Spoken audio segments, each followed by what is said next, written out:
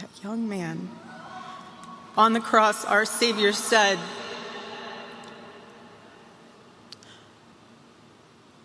"Father, forgive them, for they not know what they do." That man, that young man, I forgive him.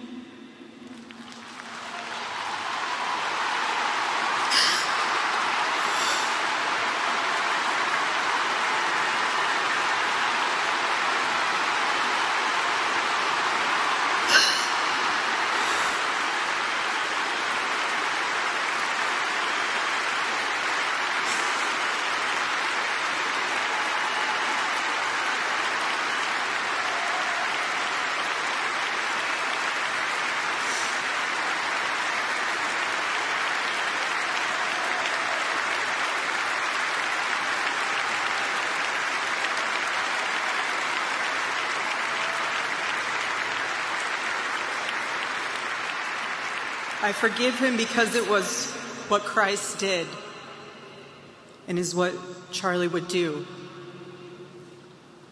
The answer to hate is not hate. The answer we know from the gospel is love, and always love. That is one of the most powerful things I've ever heard. I forgive him because that's what Christ would want us to do. That's what Charlie would want. The answer to hate is not more hate, it's love. That is an amazing person. Amazing. This organization, this movement will grow so much stronger because of Charlie's sacrifice and her leadership.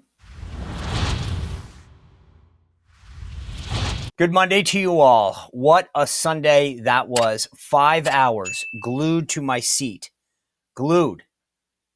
I don't know the last time I sat anywhere for 5 hours, to be honest with you. But the music, the speakers, I don't know about you guys. It was unbelievable. And I the whole 5 hours, I want to thank you guys for joining us. True sense of community if you were here yesterday in the chat. If you're not, obviously, we'll recap a lot of this stuff for you. But it is a big week here in Washington. The president's going to the UN General Assembly. Congress is just a few days out from a shutdown because it's the end of the fiscal year. And Kamala's book comes out tomorrow.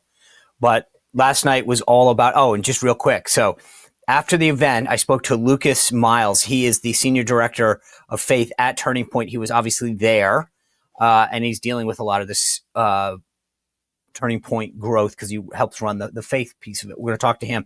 And then, so I literally got him right as he was getting out, and then talked to, we also talked to Andy Harris about the impact of Charlie, but also where we are government shutdown wise, and as a government. So we'll bring him in just a second. But I again, thank you for everybody who joined the live stream yesterday. It was unbelievably moving. And I said it last night. There was this sense of community that I really enjoyed because I could put stuff in the chat on YouTube and everybody was there and we could react what was going on. So having you guys to be part of that while it was happening really meant a lot. So thank you for everybody who's doing that. There was a lot of discussion about how big this funeral was. It was a revival. It really was. And I brought this up last night, but I'll say it again because I want to be clear over and over again. I've been railing against this both sides-ism. And yesterday proved it even more so. This tribute to Charlie was so rooted in faith. The left loves to riot and vandalize and destroy and excuse it as being part of a greater good that they're trying to achieve or rectifying some wrong. But yesterday showed why we are different. People weren't yelling at each other. There was no fights breaking out in the parking lot. It was amazing. I mean, honestly, I keep talking about this, but the guy's 31 years old. Think about the impact that he had. It wasn't just a political movement. He rooted everything in faith, and we saw it throughout all of those speakers yesterday. I think it was the COO early on that was talking about this, that it was a tribute to Charlie's calling, not career. And there's a difference, isn't there? You guys know what I'm talking about. Back when I was at the RNC, people used to say to me all the time, because work a lot, and they'd say like, oh my gosh, you work all the time. And I know this sounds very like catchy, but I was like, it's not work if you love it. If you really, and I love politics. Charlie loved what he did. But even then, like, I love politics. That's a job. It was a career. This was a calling. And when you heard the stories yesterday about, I've known. So for me, there's a lot of the stuff. But when you started to hear what he would do to absolute strangers and the first time people that came into contact with him, Tucker talked about this a little, didn't he? It's what you do in private that matters. Sometimes people have this great public persona, and in private, they're awkward, weird, mean, whatever. Charlie was the real deal. Privately, you heard Tucker and even the president sometimes, get mad. There's an enemy, and Charlie would be like, let's pray for him. Who does that? We'll talk about Erika in just a little bit. That it's so funny in a weird way, because the organization is called Turning Point. And last night, I felt like last night was really a turning point in our country, in the movement. We'll see. But I have a feeling that this notion of who will replace Charlie Kirk is going to be discovered that it's not 1 or 5 people. It's going to be 100,000 young people. I watched these videos over the weekend, these young kids saying, I'm going to go out and start my own organization. One kid was 12. Pretty amazing, right? The size of the movement. There's a video that Nick Sartor put out, and I'll show you some B-roll of this. There was 4 a.m. in Arizona, and the lines were already around the block. If you're there at 4 a.m., then you probably had to get up at 2 or didn't go to bed or whatever. And you're then filing in. I don't even think they opened the doors till 8. That's commitment. That's purpose. He moved so many people to do things. Videos all over the internet this weekend that I couldn't help but watch, where people were called to action, called to faith, called to church for the first time. Anyway, I can't help but just note that before, and I'll talk to Andy Harris about this and get his take. Before the House of Representatives left last week, they had a vote, a resolution. And it's this pro forma thing. It just, in fact, I put it up on social media, but it was like, honoring the life of Charlie Kirk and denouncing violence. 90 Democrats didn't vote for it. 90. Now, let's talk about the both sidesism, because that's what the left loves to do right now. When the legislator from Minnesota was killed, murdered, the Republican Congress put a similar resolution up for that woman. Rightly so. Every Republican voted for it. So remember, they controlled the agenda. They didn't have to do this in the first place, but they did. And then everyone voted for it. Because this shouldn't be. And all of these Democrats were weaseling and making excuses. It didn't say anything about Charlie Kirk's views, or just said, honoring his life and legacy. Let's be honest, you didn't agree with his views, but shouldn't you at least agree with how he did it? Inviting dialogue, inviting those that you disagree with to dialogue with you. I actually think that part of the problem is the left knows that when we dialogue, we win. I think that is really the problem, that they don't want the open dialogue because they know they can't compete in a battle of ideas. But next time they talk about both sides, remind them they couldn't even vote for a resolution. It's a resolution. It's not like a law. It doesn't change anything. It just says, hey, this guy didn't deserve to die. His family didn't deserve to go without a husband or a father, and we denounce violence. Nothing controversial in there. Nothing. They couldn't even do that. Just to be clear. But the moment that really struck me was Erika Kirk yesterday. She continues to blow my mind. But there was a moment where she did something that I'm going to just be straight. I couldn't do it. She offered up forgiveness to the assassin. What are we, 8 days out from this? Take a look. Just watch this woman's commitment in faith at such a key moment. Take a look. That young man, that young man.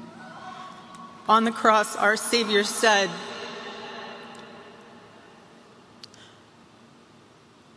"Father, forgive them, for they not know what they do." That man, that young man, I forgive him.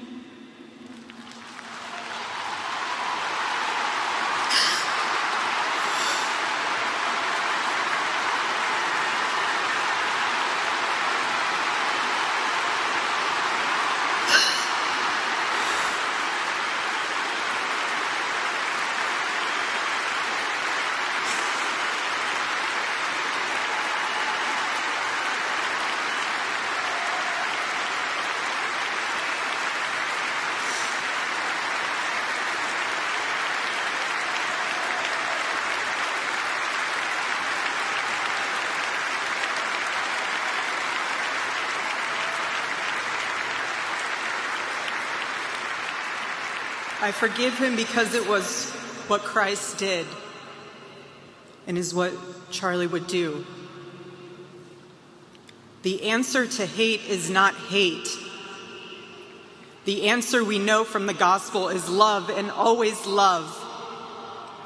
Love for our enemies and love for those who persecute us. That is one of the most powerful things I've ever heard. I forgive him because that's what Christ would want us to do. That's what Charlie would want. The answer to hate is not more hate, it's love.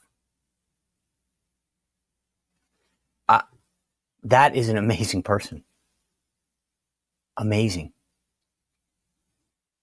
This organization, this movement will grow so much stronger because of Charlie's sacrifice and her leadership. Unbelievable. President Trump called her up to the stage when it was all done. Take a look.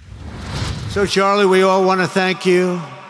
We want to say a very loud God bless you, Charlie. God bless you for what you've done is incredible. And God bless Erika and the children. God bless the United States of America. And could I ask Erika, please come out. Erika, please come out. Thank you.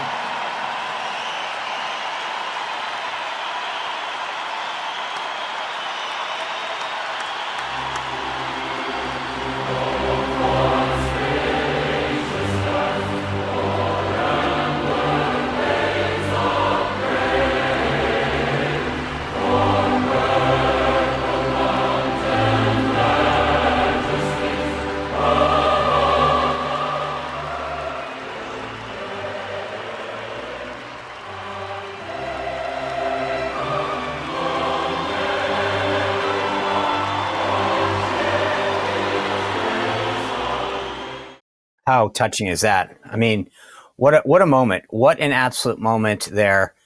As I said, you know, you're talking about 5 hours, and that capped it off. So moving, unbelievable. Each one of the speakers, I thought Tucker's speech was phenomenal. JD Vance's, the president, it was just pretty amazing. By the way, on Friday, when Steve Bannon was here, he talked a little bit about the investigation, and over the weekend, Kash Patel says that the agency is investigating, and I quote, theories and questions surrounding his murder. So Steve was onto something. By the way, yesterday, ABC News had their JV media personality, John Carl, lead off. He was sitting in at the helm of their Sunday show called This Week. And I couldn't believe what he said at the beginning of the show. And unlike how ABC works, I'm not going to edit this. I'm just going to play you his entire opening monologue. I want you to hear this, and then I'll tell you why this is important. Take a look at Jonathan Karl in his monologue. Later today, family, friends, and supporters of Charlie Kirk will gather in Glendale, Arizona for his memorial. The 31-year-old activist's murder shocked the nation, and it was condemned by sensible and compassionate people in and out of politics and across the political spectrum. It has also been senselessly celebrated by some, a small minority who didn't like what Kirk stood for and thought it was somehow therefore justified. Celebrating or excusing violence is abhorrent. The murder of Charlie Kirk was not a political act. It was a gruesome crime. His alleged killer now faces the death penalty. Our thoughts this morning are with the Kirk family, especially his two young children who will now grow up without their father. Whatever you think of his political views, and there are many who were deeply offended by things he said, Charlie Kirk was an unwavering advocate for free speech. On a personal note, he was always willing to engage with me and answer my questions. He welcomed debate with those he disagreed with. He did not try to silence his critics. He listened to them and tried to change their minds. As Charlie Kirk's body is laid to rest, that core principle is under attack in America. Okay. It's in the middle, so you may have missed it, but it didn't go unnoticed by me. There was a sentence, and it's a sentence that he put out. He said, the murder of Charlie Kirk was not a political act. Really, Jonathan? How do you know that? In fact, I know your network has gone to great lengths to say that the text exchange between the assassin and his lover was very thoughtful. But it's also very clear that it is political. He said there are certain things that I can't tolerate. That's political. Who is Jonathan Karl to make that decision? Who does he think he is? That's not a fact. These guys want to downplay. You understand that, right? That he doesn't want you. This is not political. This guy just did this. It was random. It didn't just happen. He didn't just get assassinated. That he made it very clear in his notes back and forth to his lover that this was political. But here's where this gets really crazy. I just clipped that one sentence that he said entirely from the beginning of the sentence to the end and tweeted it out. I said, ABC media personality John Karl says, quote, the murder of Charlie Kirk was not a political act. He said that. We all heard it. In fact, Jonathan actually put out a tweet that says, here's exactly what he said, confirming that what I said he said, because it actually was a quote of a video as well as the transcript, was accurate. But then ABC News executives started calling me. I needed to take that down. I needed to add full context. I said, excuse me, what did I do? And then they started to try to get other people to tell me to take it down. Because apparently they didn't like that I highlighted that sentence. When I said, excuse me, how do you know that it's not a political act? They couldn't answer. They won't stand by it. These people at ABC have censored, silenced, canceled, and ostracized thought and people from the right for decades. He makes a statement that is demonstrably false, and he gets upset when I highlight it. I didn't twist it. I didn't edit it, which is what they have done for decades. I merely did it. But once they realized that that probably was a stupid thing to say, because it was stupid, false, inaccurate, and inflammatory, they got upset. Because all I did was frankly put out his words. By the way, it's funny because they were also in that same episode very convinced and forthright that the FEC was the entire reason that Jimmy Kimmel was canceled. How do they know that? I'm sorry, because as far as I know, the only evidence is that the affiliates, Nexstar Sinclair, had said, we're not going to air this. But Jonathan Karl doesn't want you to believe that. He wants you to believe that the only reason they did that is because Brendan Carr made a comment about how he might address this. He's overlooking the fact that there is no evidence that those affiliates did it in reaction to what Brendan Carr had ever said. None. There's no anonymous sources, no nothing. But they want you to believe that because, well, that's the case.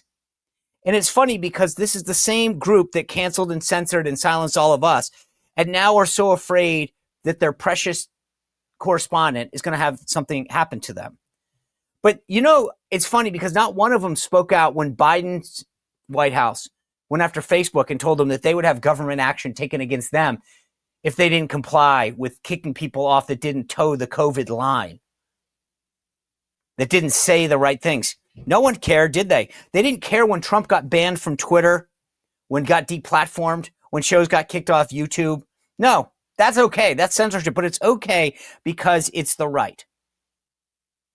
President Obama, he actually tweeted out that we had taken things to a new level. He read, after years of complaining about cancel culture, the current administration has taken it to a new and dangerous level by routinely threatening regulatory action against media companies unless they muzzle or fire reporters. To which I report, next level, Mr. President, you didn't utter so much as a syllable for the last 15 years when conservatives were being debanked, censored, canceled, dismissed, fired, merely for expressing support of a candidate or policy. Now you suddenly care after affiliates were rightly outraged? These guys don't care. I mean, don't give me a break, though. It is unbelievable. And these are public airways by just to be clear, big difference between cable stations and the public airways. These three networks, ABC, NBC, CBS, are using public airways. Think about it. Their news shows, their evening shows, their supposed late night comedy shows to all go in one direction. Half of America isn't benefiting from this, but they're the public's airways. No one seems to care about that, do they? Well, there you go.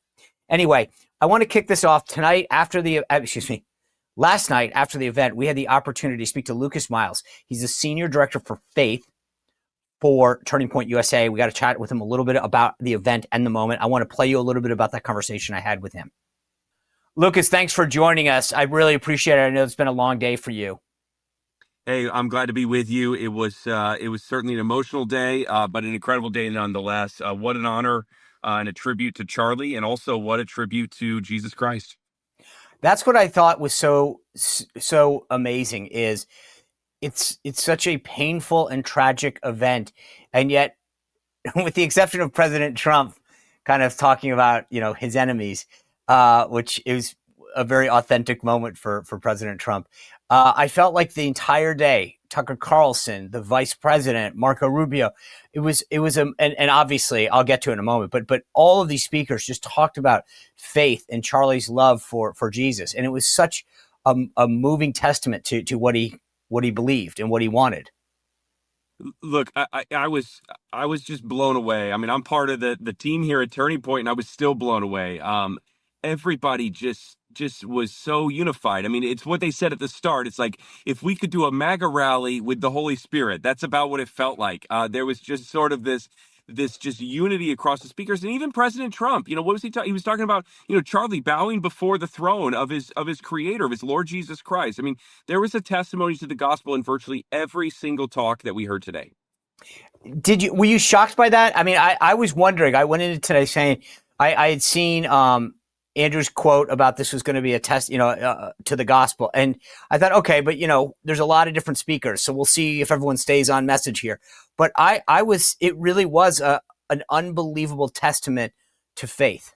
Here's one of the things that I think is amazing, I haven't heard anybody talk about yet, is that these speakers were not from the same denomination. I mean, you had Presbyterians and Catholics and evangelicals and charismatics that were all up on that stage today, but there was a unity around, the primary doctrine of the saving nature of the cross and of the Lord Jesus Christ.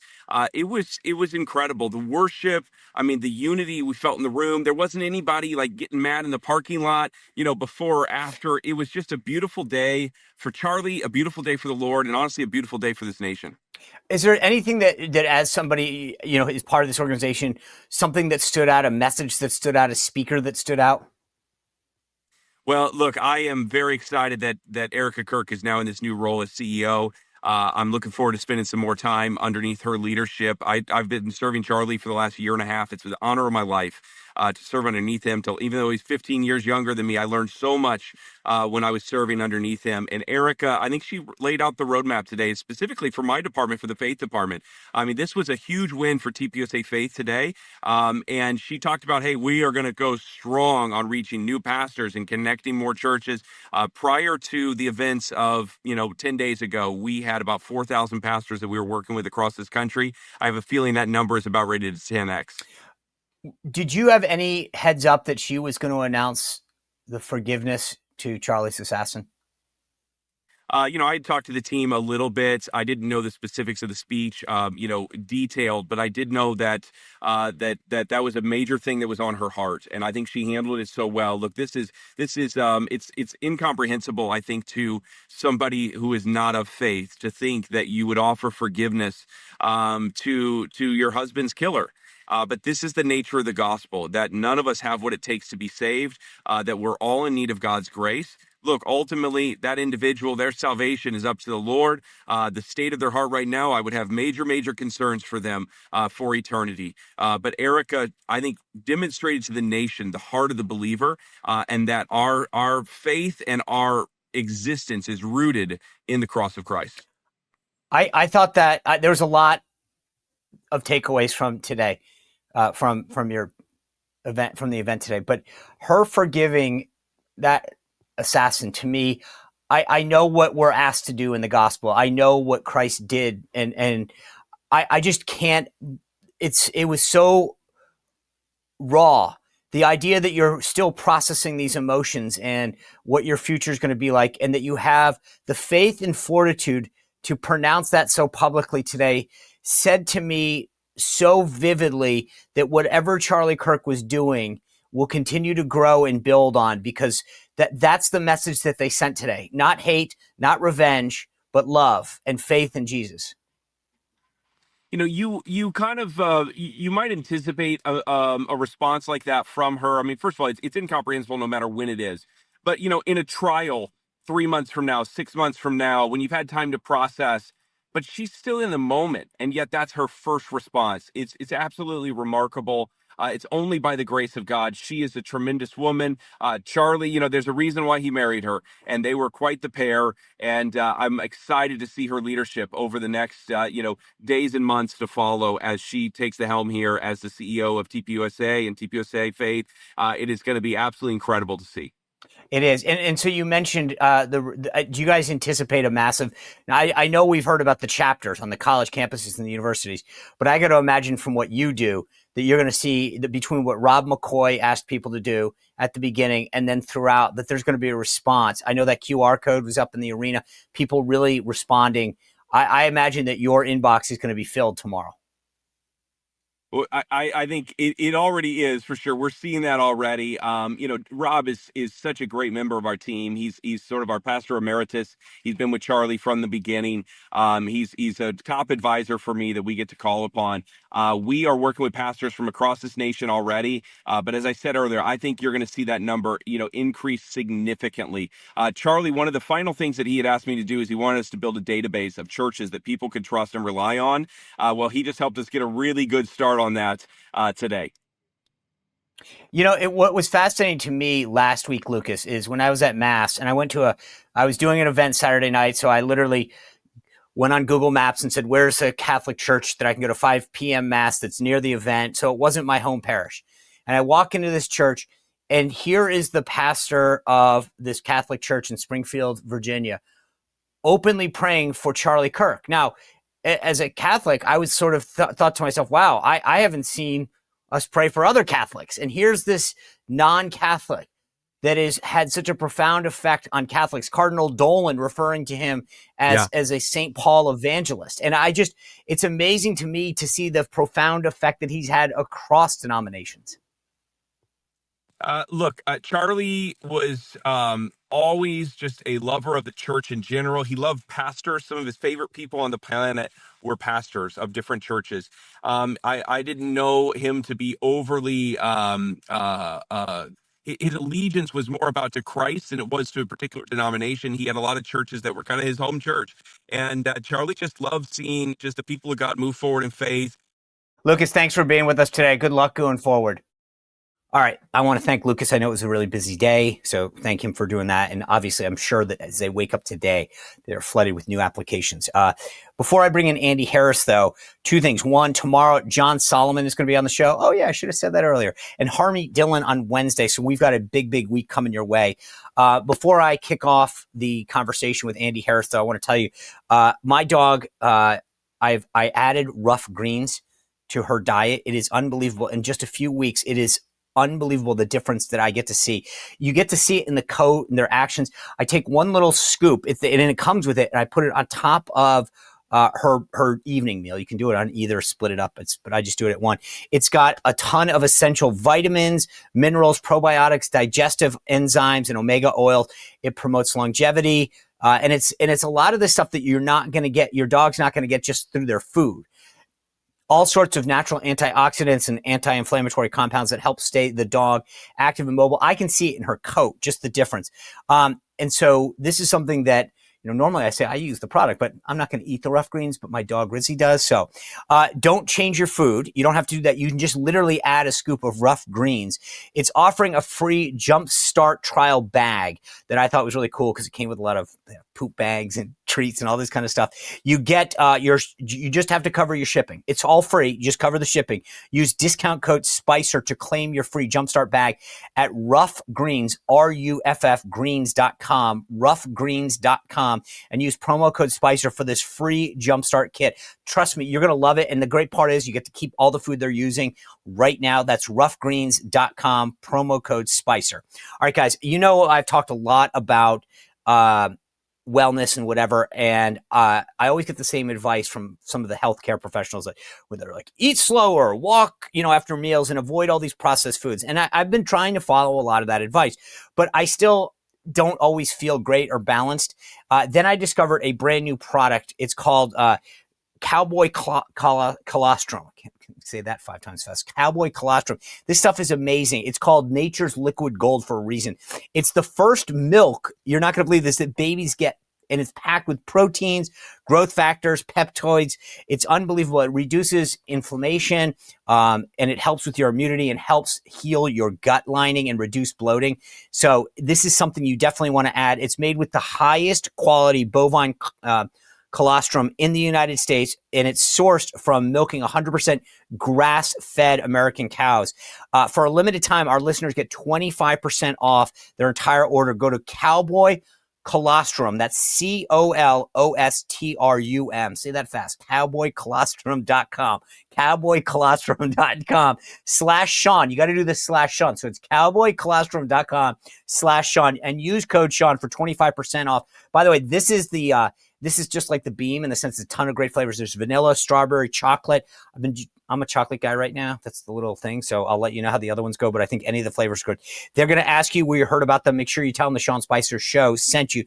That's CowboyColostrum.com/Sean, code word Sean. All right, I want to bring in the Congressman from Maryland, the head of the Freedom Caucus, Dr. Andy Harris. Congressman Harris, thanks for joining us. Really appreciate it.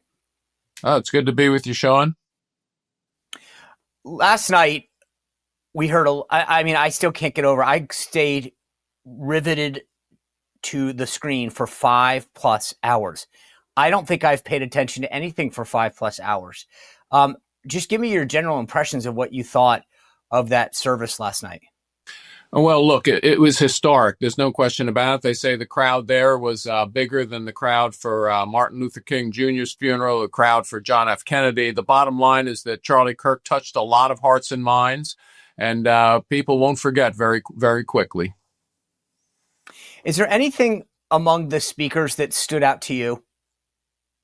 Well, I think it's just that so many people, respected him. And again, Charlie, in day-to-day life, it was in the background. I mean, those who weren't on college campuses, we weren't that exposed to him. But obviously, hundreds of thousands, millions of people, felt so strongly about him. And look, it'll be sorely missed. The movement will sorely miss him, but I think others will pick it up. You and I have traveled to Rome together in the past, several years back, and met with the Pope, and I got to tell you, the moment that stood out to me more than anything else last night was when Erika Kirk said, "I forgive him," because that's what Jesus did, and that's what Charlie would do.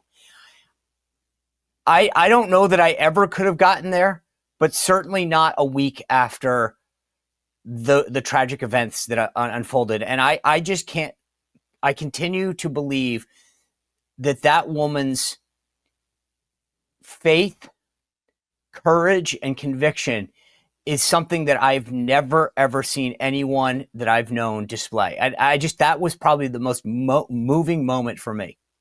Look, it certainly was. There's no question about it. You know, Charlie was obviously, even evangelizing Christianity. I think Erika is just as strong in that. Again, you're absolutely right. That is the epitome of Christianity, is the ability to forgive. And again, she is an incredibly, incredibly strong person. I think what was interesting to me is earlier in the week, it was Cardinal Dolan in New York that talked about how Charlie was a modern day St. Paul. He said this, he was a missionary, he's an evangelist, he's a hero. And when Cardinal Dolan said it, I thought to myself, okay, that's something that I was searching and couldn't put my finger on it, but it's so true. This is a guy at 31. Look at that. You talk about the size, right? There's an overflow from a football arena into a hockey arena. That I feel like small in the last 10 days. Like I should do more. I don't know. I just felt like that moment to me though, when Cardinal Dolan said that he was in essence like St. Paul, really put my finger on what Charlie, why this is such a big deal. That for people who are wondering why is Charlie Kirk have all this happen, it's because he led with his faith. It wasn't just about a political movement. That's absolutely right. And a lot of people didn't see past that in fact, his Christianity was more important to him than his political beliefs. And again, touched millions of people. Do you think like this changes anything in terms of going forward, like how our political dialogue is conducted? Is this, are we gonna in a week from now, in 5 days from now, be back to where we stood, or does the movement on the right get stronger? Does the movement on the left get weaker? Do we come to some detente about language? Like where do you see the fallout of this having in terms of our society? Well, again, we'll know within several months. We'll know whether, again, what we're seeing over the past few weeks, so the past couple of weeks, whether that's extended and amplified. If it is, then you'd be absolutely right. The right will gain in its influence, the left shrink. But I think in the short term, I think that, and what we see in Washington, for instance, in the past week, is just no different than we've seen before. And that would be a shame, because I think maybe it'll sink in that what Charlie did was absolutely what you need to do, is you need to talk with other people. You need to discuss. You can have differences, but you need to debate them. You need to discuss them. I've been saying this for the past week plus since it happened, that both sides are not the same. You saw this tribute last night to Charlie Kirk. Peaceful, reverent, faithful. The left, that's not how they respond when someone gets attacked or hurt. They riot, commit acts of violence, vandalism, destruction. It is not the same. Our sides are different. And it pains me to say this, but I think their leaders encourage it and incite it by Maxine Waters telling people to surround people in the Trump administration when they're out, when they see him out. Chuck Schumer telling, we're going to go get you, Gorsuch.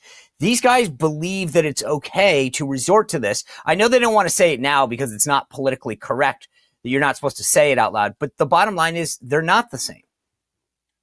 No, that's absolutely right. And that's why actually Charlie Kirk's Christianity fit in with his conservatism. It was a turn the other cheek. It was, again, peacefully dialoguing. But you're right. The reaction, look at the reaction, whether it's George Floyd or any of the other ones, they aren't burning down buildings now in response. So it is a different type of reaction. And maybe Americans will see that that's the example that we need. When the legislator in Minnesota, she was the former Speaker of the House, was killed there, the House Republicans put up a resolution condemning it and standing in solidarity with her. And every Republican voted for it. Last week, the Republican House put up a resolution honoring Charlie Kirk, and 90 Democrats didn't vote for it. Did that surprise you? It actually did, because, in my delegation, I mean, Jamie Raskin voted to support the resolution. And what were the other 90 thinking? I just don't get it. That's why I say that, I wish this were like flipping a switch and, the dialogue and it will change immediately. I don't think it will, because there are obviously 90 people in the U.S. House of Representatives who are not ready to do what Charlie Kirk suggested, which is dialogue instead of again, violence. So what's the answer, right? Because some on our side seem to want to utilize their tactics, which is to say that they want to censor some people, shut them out. And I get it. But is that the answer that we should seek, or should we fight for free speech regardless and say, hey, there's no consequences? I do believe we should fight for free speech. I do believe that we should do all of this nonviolently. In the end, two examples shine out. Obviously, Jesus Christ being not, espousing nonviolence, and then in a more modern day example, Martin Luther King Jr. basically espousing nonviolence, even though he met a violent death, espousing nonviolence as the solution. I want to turn for a second, because we are now 7 days out from the end of the fiscal year. The House passed this continuing resolution. It's going over the Senate. What do you think is going to happen? Look, I don't know. Maybe Chuck Schumer comes to his senses and realizes that you really just can't shut down the government, because you want to make a point. The bottom line is we sent over a clean extension of government funding. He's calling for $1.5 trillion in new unpaid for spending. I mean, it's actually it would be historic if we voted for $1.5 trillion in unpaid for spending outside of a pandemic. Certainly during the pandemic, we did. But again, I don't know where it's going to shake out. We have about a week. Again, I hope Chuck Schumer comes to his senses and we pass the continuing resolution and then begin the process, which we've already started, of debating and going to conference on the individual appropriations bills, which is the way it's supposed to be. Again, to introduce $1.5 trillion in new spending at this point in time, given that we have such a large debt and deficit, is just unbelievable.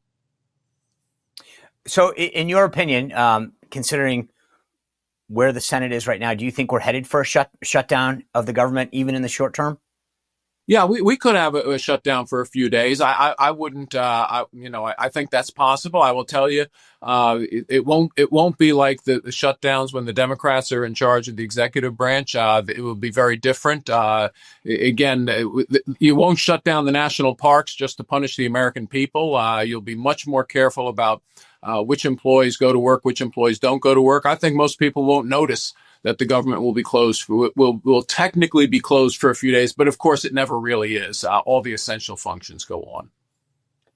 And is that something that you guys within the House conference have been talking about? Like, hey, if it does shut down, we need to make sure it's not painful. Yeah, absolutely. If it shuts down, for instance, in the first few days, we'll pass a bill that makes sure that our military gets paid, that makes sure first responders get paid. I mean, and just, see if the Democrats want to vote against that as well. The bottom line is, we may have to just go through a few days, see what it's like. But I think in the end, we will get a short-term extension and we will begin the orderly process of debating the appropriations bills the way we're supposed to be doing it. Speaking of that, I mean, what I don't understand is that we're back where it feels like Groundhog Day. Like, why are we here? Why weren't these? I see you kind of like, this is like what you guys in the Freedom Caucus always talk about. Like, why are we here at the end of a fiscal year going, oh my God, now we have to pass? Like, we have a Republican House, we have a Republican Senate, we have Donald Trump as our president. Why is this process still broken?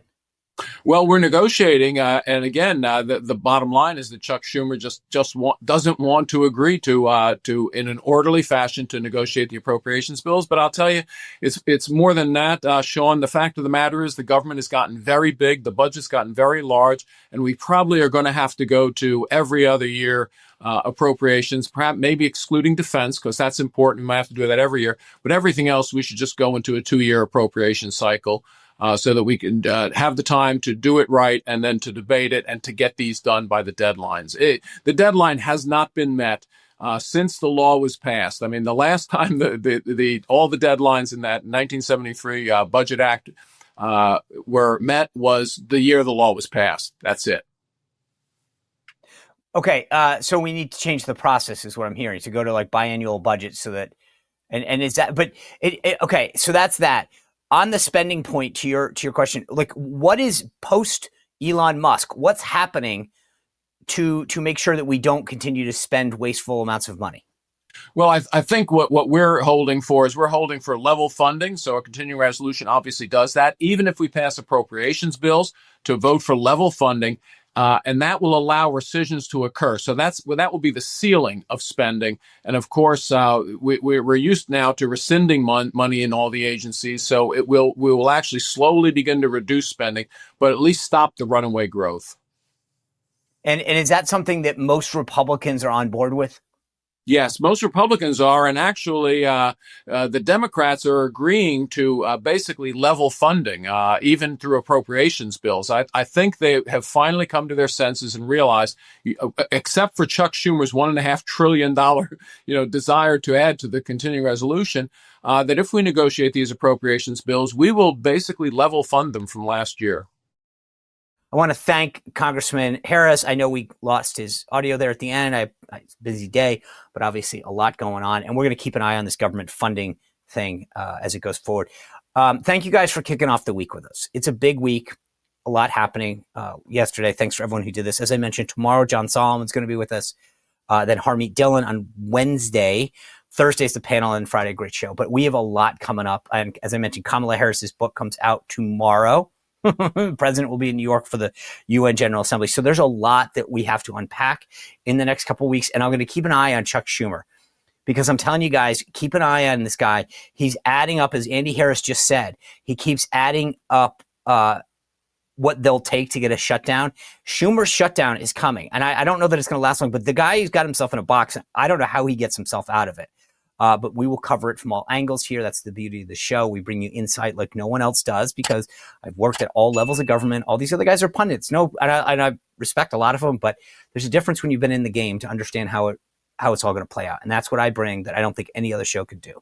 Thank you guys for being with us to kick off the week. We'll see you back here tomorrow with John Solomon. Thanks for it. Have a great night. We'll see you back here tomorrow.